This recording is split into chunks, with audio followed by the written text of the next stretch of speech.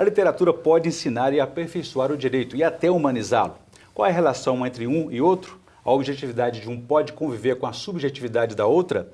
Esses são os principais temas de hoje do Pensamento Jurídico, uma produção da Associação dos Magistrados Mineiros, a AMAGES. Para falar sobre o assunto, nós vamos conversar com dois especialistas, estudiosos do direito e da literatura, a professora Luciana Pereira Queiroz Pimenta e o professor e juiz do Tribunal de Justiça Militar de Minas Gerais, Fernando José Armando Ribeiro.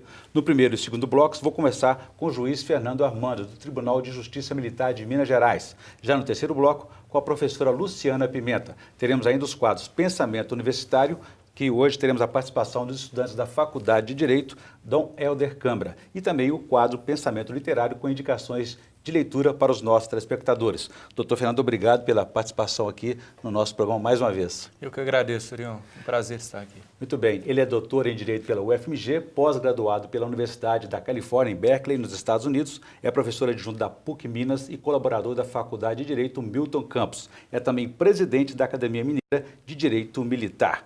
Doutor Fernando Armando Ribeiro, existe um movimento aí para fazer essa aproximação entre o direito e a literatura? Qual é a razão disso? Existe sim, Orion. Ele é bem antigo nos centros universitários fora do Brasil. É um movimento que começou nos Estados Unidos da América, no século XIX, se desenvolveu bastante no século XX, sobretudo com a obra de um juiz norte-americano, também professor, chamado Benjamin Cardoso, que nos anos 40 soltou um famoso ensaio sobre o assunto. E ao longo de toda a sua carreira, que chegou até a Suprema Corte Americana, ele sempre fez um uso muito explícito e muito pungente da literatura e sempre falou e escreveu do direito, inclusive, como uma forma de literatura. Esse movimento nos Estados Unidos, ele se embrenhou, né? Ele entrou nas faculdades e hoje podemos dizer que praticamente todos os grandes centros universitários norte-americanos têm linhas de pesquisa em Direito e Literatura, já é uma área consolidada, clássica. O mesmo acontece também em centros europeus, com não tanta quantidade também, como nos Estados Unidos, mas também já há bastante tempo. E no Brasil nós temos aí um crescimento na exploração desse tema, já aí há uns 10 anos, e há um fortalecimento no sentido de haver criação de congressos nacionais, congressos internacionais, e hoje também muitas publicações que se voltam a explorar esse tema. O que é curioso em tudo isso é porque o direito é uma ciência jurídica, ciência exata quando lida com normas estabelecidas, ou não exata quando lida com os conflitos sociais, pelo dinamismo da própria sociedade. Qual é a relação entre direito e literatura? Pois é, esse tema aí da ciência que você vem falando é um tema que é muito interessante se pensar a partir da literatura, porque nós temos no direito ocidental uma escola muito forte, uma escola de muito impacto, uma escola de pensamento, que é chamada escola do positivismo jurídico. Essa escola ela marca-se no século XX exatamente pela tentativa de desenvolvimento de um pensamento científico, de um pensamento pautado na questão das normas. De ter respostas para tudo, né? E de ter exatamente um sistema fechado, um sistema jurídico, um sistema de regras, um sistema fechado, e que não se vincula, não se conecta com outras realidades, nem com a economia, nem com a política, senão por meio das normas. E isso já caiu porque o direito dialoga com várias ciências, inclusive com a sociologia, psicologia, economia. Exato.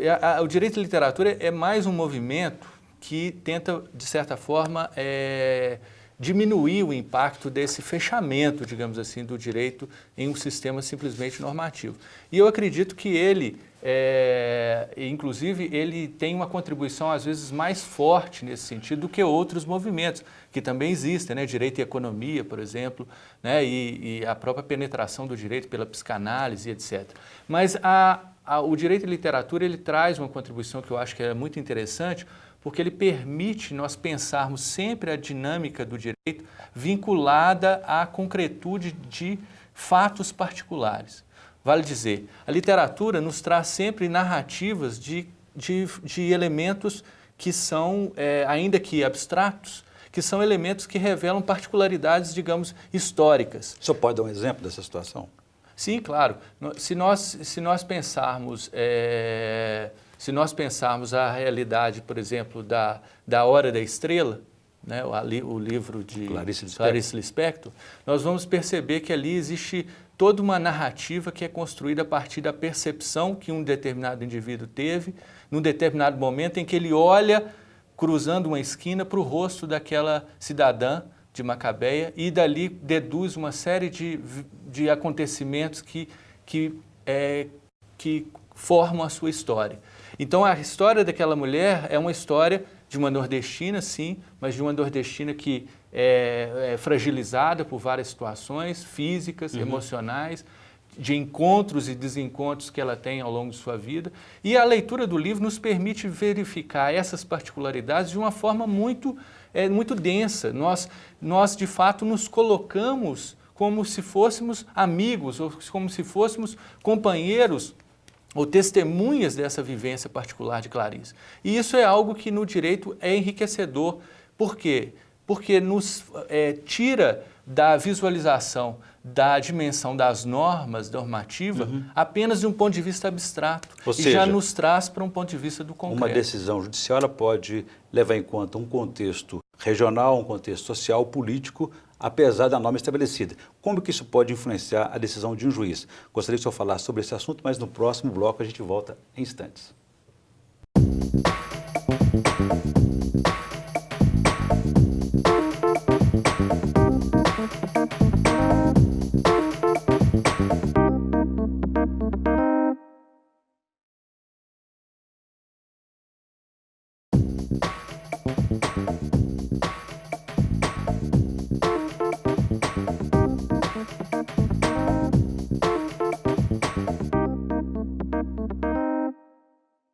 Estamos de volta com o Pensamento Jurídico, uma produção da Amages. Participe de nosso programa pelo e-mail pensamento@amages.com.br, pensamento@amages.com.br.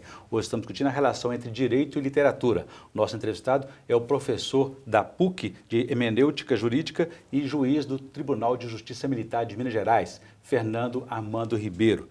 Doutor Fernando, deixei para o senhor uma questão no bloco anterior a respeito dessa influência que a literatura pode ter no trabalho do juiz, que tipo de auxílio ela pode trazer, contribuição, na medida em que a gente falou que uma lei estabelecida, uma norma fria, ela pode sofrer interpretações dependendo do contexto regional, social, político e até econômico. É verdade, Orion. E eu gostaria de aproveitar para... As contribuições são inúmeras que a literatura pode trazer e neste projeto que nós desenvolvemos hoje, eu e a professora Luciana na PUC, nós tentamos levantar tantas dessas questões. Se nós tomarmos, por exemplo, um autor muito famoso no Brasil, um gênio da raça chamado Tobias Barreto, ele uma vez disse que não é por acaso que a sentença, o vocábulo sentença, ele vem do latim sentire, né, que é sentir. Então a sentença também é, evidentemente na sua origem etimológica, algo que diz respeito ao sentimento. Mas, evidentemente, a tradição racionalista ocidental cortou este elo de ligação, digamos, da decisão judicial com a possibilidade de evocação ou de fundamentação em sentimentos. A literatura, ela, de certa forma, recompõe esse quadro e, como você disse, eu acredito que ela humaniza o direito também por isso, porque ela permite que esse lado não só racional flua, mas também que a dimensão das emoções, de certa forma, apareça. Não há sentença padrão para todos os casos, né? Exato. E nós temos também uma outra questão, que é exatamente a modelação da própria forma. É algo que o Cardoso frisava muito. A forma como eu digo algo faz toda a diferença. É totalmente distinto eu ter uma narrativa sobre um determinado fato, feita por Clarice Lispector ou por Guimarães Rosa, de eu ter essa mesma narrativa feita, às vezes, com base em simplesmente uma postagem do Twitter. Quer dizer, o mesmo fato vai ser visto sob várias perspectivas. Essa é uma contribuição que a literatura pode trazer, ou seja, enriquecer a própria linguagem do direito. E existe um filósofo muito usado na hermenêutica que ele diz que o ser que pode ser compreendido é linguagem. Ou seja, se nós somos linguagem, o enriquecimento da linguagem que nos nos medeia, ela vai, evidentemente, enriquecer a nossa própria visão de mundo e enriquecer o juiz no momento da tomada de decisões. Ela vai também, e aí eu acho que é um ponto muito importante, contribuir para nós superarmos visões que às vezes são apenas conceitualistas, fragmentárias, apenas estereotipadas de determinados fenômenos, que inclusive o direito muitas vezes tende a lidar com isso. E o direito e literatura, ele tende a diminuir o impacto dessa visão conceitualista, desses estereótipos. Então, é algo que realmente pode enriquecer sobremaneira o trabalho do juiz por todas essas questões, pela influência das emoções, pelo enriquecimento da linguagem, pelo aperfeiçoamento da forma e por colocar o juiz reflexivamente, de certa forma, lidando com aquela situação já de uma forma crítica, de uma forma em que ele não aceita mais aqueles conceitos ou aqueles estereótipos ou aquelas abstrações simplesmente colocadas. Ele já consegue vê-los na dinâmica materializada de uma situação concreta. Ok, ampliando os horizontes e a forma de ver. Vou ampliar a nossa entrevista também, convidando os estudantes da Faculdade de Direito, hoje da Dom Helder Câmara, por favor, a primeira pergunta para me ajudar a entrevistar o professor Armando, Fernando Armando.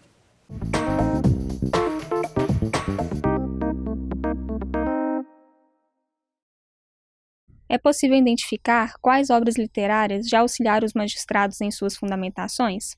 Há alguma mais recorrente? Renata, essa pergunta sua ela é muito interessante e há uma infinidade de obras literárias que, evidentemente, explicitamente são utilizadas nas decisões de casos e, sobretudo, também implicitamente. Nós não podemos desconsiderar que a utilização do direito e literatura, ela não é apenas a partir de citações, mas ela é exatamente o enriquecimento vivencial e linguístico que propicia o juiz encarar uma determinada situação, um determinado fato jurídico concreto, sob uma perspectiva de horizontes muito mais amplos.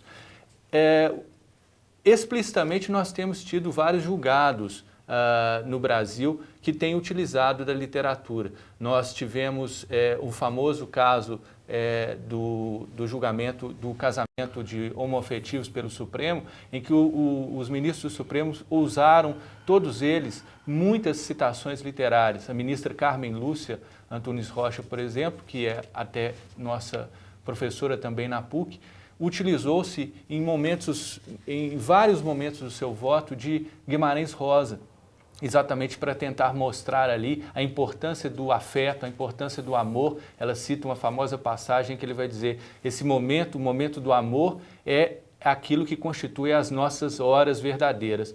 Tudo mais são as horas dos outros. E ela utilizou aquilo exatamente para mostrar a importância que havia do reconhecimento das diversas dimensões do afeto. Nós temos nos Estados Unidos vários casos importantes em que juízes utilizam-se de construções literárias. E, evidentemente, existem as obras que são aquilo que refletem mais o direito na literatura, vale dizer, obras literárias que, de alguma forma, lidam com o fenômeno jurídico, seja com um acontecimento de tribunal, seja com a vida de um jurista, de um advogado, seja com um crime, como, por exemplo, Dostoiévski, Crime e Castigo, o Processo de Kafka, e nós temos tantas outras obras jurídicas que são explicitamente, Shakespeare, O Mercador de Veneza, que são explicitamente voltadas a lidar com questões jurídicas. Mas, como eu disse, e volto a frisar, a questão não se resume a isso. Kafka, como processo, nos permite quais reflexões sobre o direito processual, com escopo de melhorá-lo? Priscila, este é um tema que mostra uma das outras vertentes que o direito de literatura comporta, qual seja uma vertente crítica. A literatura propicia ao jurista ter uma visão crítica do fenômeno jurídico. E isso é algo que ela o faz de uma forma, eu acredito, muito forte, de uma forma que tem uma eficácia rara. Por quê? Ela permite que o jurista saia daquela visão interna em que ele muitas vezes está situado, vendo as instituições e as normas de um ponto de vista de alguém que as aplica, e passa a ter uma visão externa. E essa visão externa, ele passa a ver as fendas, ele passa a ver os problemas, ele passa a ver que situações cotidianas que ele poderia usualmente acreditar que são comuns, que são normais, elas não são ou não devem ser assim. Então a literatura, ela insere uma dimensão que eu diria é normativa. Por que normativa? Porque insere como as coisas devem ser. E aí, no processo, nós temos, no drama de Joseph K., isso de uma forma bastante explícita. É exatamente ali uma forma de o jurista compreender como que o formalismo processual, como que o simbolismo que constitui também uma linguagem do direito pode, muitas vezes, perturbar e impedir mesmo que o direito chegue aos seus destinatários, aos cidadãos, às pessoas do povo. Muito bem. Agradecer então a participação dos estudantes da Faculdade de Direito, Dom Helder Câmara. E agradecer também a participação aqui do Dr. Fernando Armando Ribeiro, que é juiz do Tribunal de Justiça Militar de Minas Gerais e professor de Hermenêutica Jurídica da PUC-MG. Dr. Fernando, obrigado pela presença. No próximo bloco nós conversaremos com a professora Luciana Pimenta, que também é professora de Filosofia de Direito da PUC Minas e vai falar para a gente sobre o projeto de pesquisa de Direito e Literatura desenvolvido na universidade. A gente volta em instantes.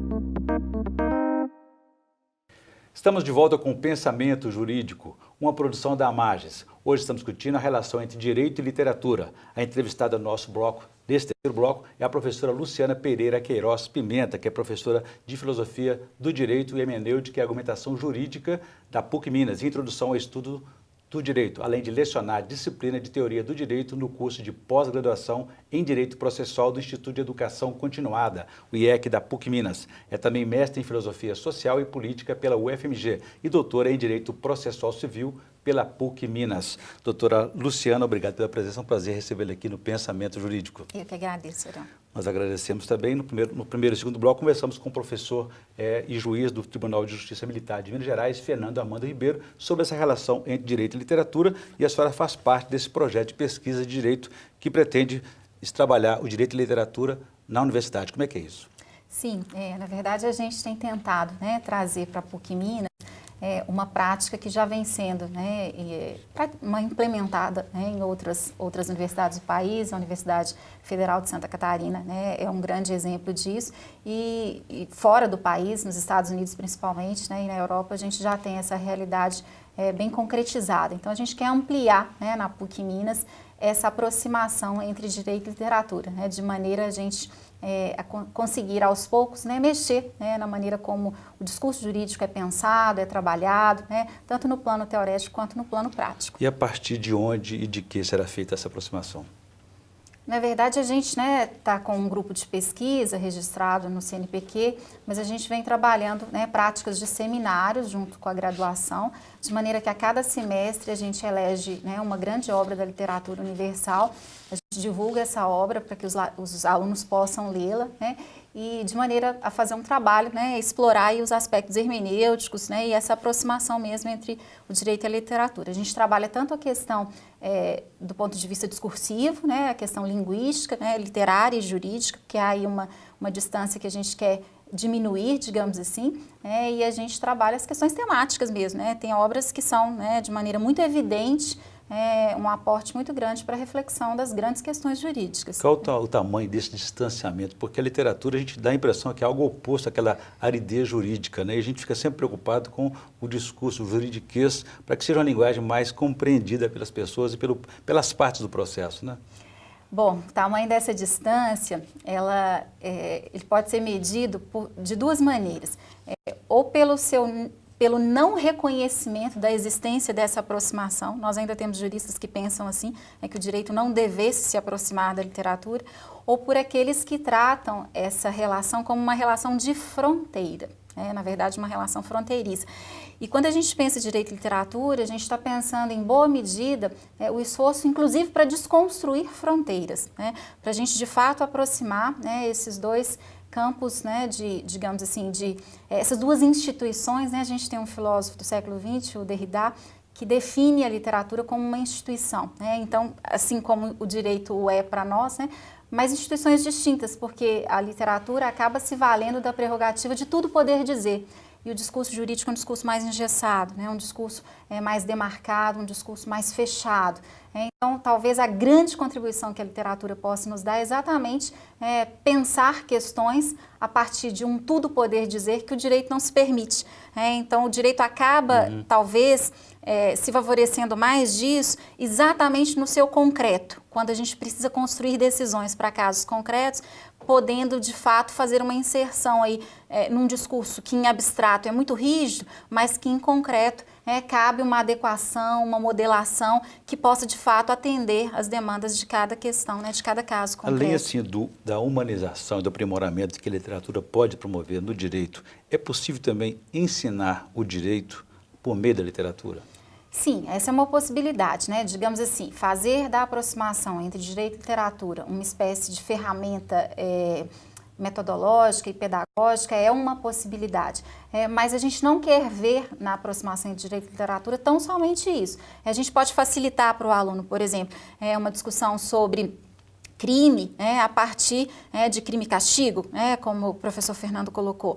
Mas é mais do que isso. Na verdade, a gente quer, além de chamar a ilustração dos casos práticos, a gente quer discutir propriamente quais são as perspectivas hermenêuticas, quais são os olhares que nós podemos estabelecer para essas questões que estão ali tratadas. Então, é mais do que fazer a indicação de exemplos, é muito mais do que isso, é realmente entrar no campo hermenêutico, no campo interpretativo. Ok. Eu vou ampliar daqui a pouco o nosso debate. Eu gostaria que antes a senhora fizesse indicação de leitura para os nossos telespectadores no quadro Pensamento Literário, por favor.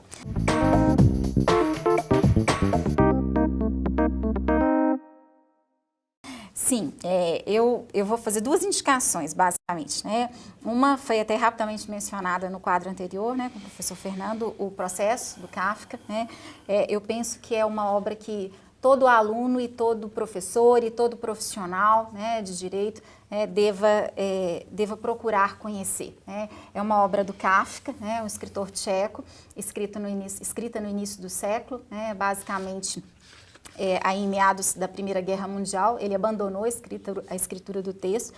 E é uma obra importante porque ela nos coloca em conexão com a questão da regularidade processual. Na verdade, o processo tem um impacto sobre o leitor exatamente porque o Joseph K. está sendo processado por alguém que ele não conhece, por uma lei que ele não conhece, sob uma denúncia que ele não conhece, e ele está sendo chamado a responder um processo sem irregularidades, procedimentos, ou seja, sem nada daquilo que hoje a gente considera absolutamente salutar, ao devido processo legal, processual, constitucional. Então, assim, todas as garantias com as quais nós contamos no processo democrático, ampla defesa, contraditório, ou seja, a exigência de fundamentação da decisão, tudo isso, nada disso aparece aqui. Então, é uma obra que precisa ficar registrada para nós.